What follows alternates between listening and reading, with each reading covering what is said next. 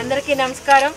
ఈరోజు జై హో జై భారత్ కమిటీకి గాంధీ ఆశ్రమం ఆనందంగా ఆహ్వానిస్తూ వారందరికీ కూడా నా హృదయపూర్వక ధన్యవాదాలు తెలియజేస్తున్నాను।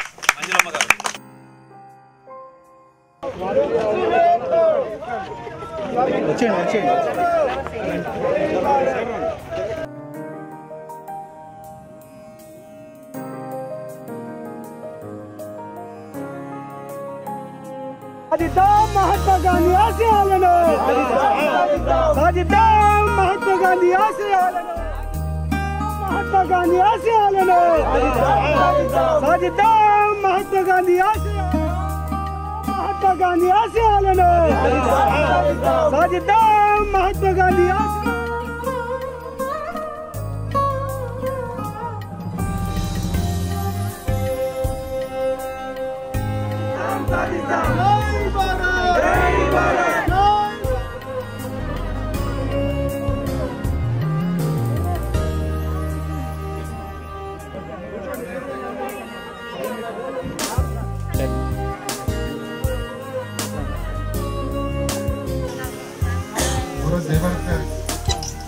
జై భారత్ అధ్యక్షురాలు మహారాష్ట్ర నుంచి పూనా నుంచి వచ్చారు సైరా షేక్।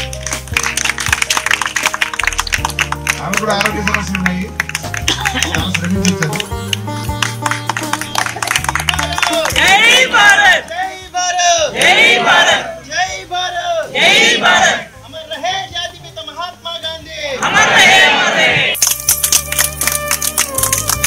మీరు ఇప్పటి స్వాగతం మా హృదయాలు తాకింది, మీ కృతజ్ఞతగా ఉంటాం। ఇది మా జీవితంలో ఎప్పటికీ మర్చిపోలేని క్షణం। हमारी जिंदगी में कभी नहीं भूल सकते।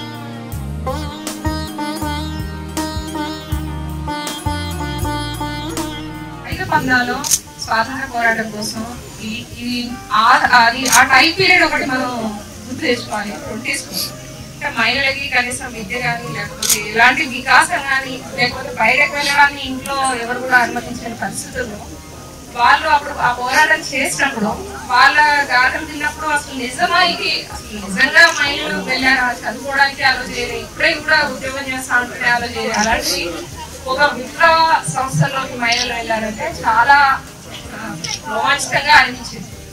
అలాంటిది కనకమ్మ గారి గురించి విన్నప్పుడు కూడా ఈవిడ ఒక మామూలుగా సాధారణ మనిషి, చాలా గొప్ప విద్యావేత్తను, చాలా గొప్ప ఇంటలెక్చువల్, అలాంటి ఏది కూడా పుట్టుకతో కానీ లేకపోతే ఏది ఒక సాధారణ గృహిణిగా ఉన్నటువంటి వ్యక్తి ఆవిడ ఇన్ని రంగాల్లో ఆవిడ సాధించినటువంటి ఆవిడ చేసినటువంటి కృషి తెలుసుకున్నప్పుడు అది నిజమా?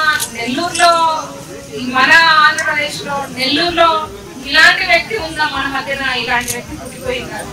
ఇలాంటి వ్యక్తి నేల మీద నడయాడిందా అని తెలుసుకున్నప్పుడు చాలా, నేను ఆ రోజు వచ్చినప్పుడు మొదటిసారి ఇక్కడ అడుగు పెట్టినప్పుడు గాంధీ గారు వచ్చారు అని అంటే కనకమ్మ గారు వాళ్ళు ఒక ఆంధ్రప్రదేశ్ లో ఇన్నిసార్లు నెల్లూరుకి ఇన్నిసార్లు వచ్చి ఈ ఆశ్రమానికి రావడము, గాంధీ గారు ప్రారంభించడము, ఇవన్నీ చేశారంటే కనకమ్మ గారి ఆవిడ చేసిన కృషి వల్ల.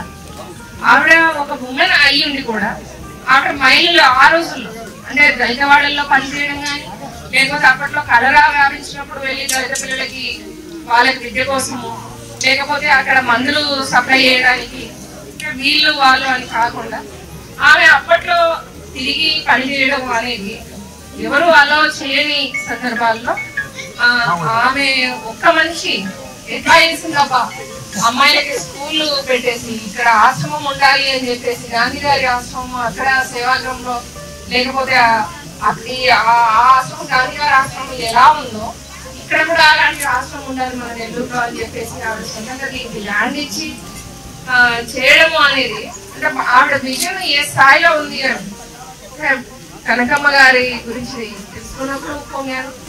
Generations come will scarce that such a man walked upon this earth with flesh and blood అని మహాత్ముడి గురించి ఐన్స్టైన్ చెప్పాడు.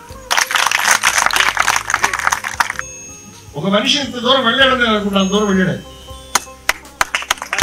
No man can reach. మన లోపల ఉన్నటువంటి ఏదైతే ఉన్నాయో కోపం కానీ, ద్వేషం కానీ, ఈర్ష్య కానీ, అసూయ కానీ ఏదైతే సరే ఆ లోపల కనుక్కొని దాన్ని తొలగించుకునే ప్రయత్నమే కలిగిన ధ్యానం. జై భారత్.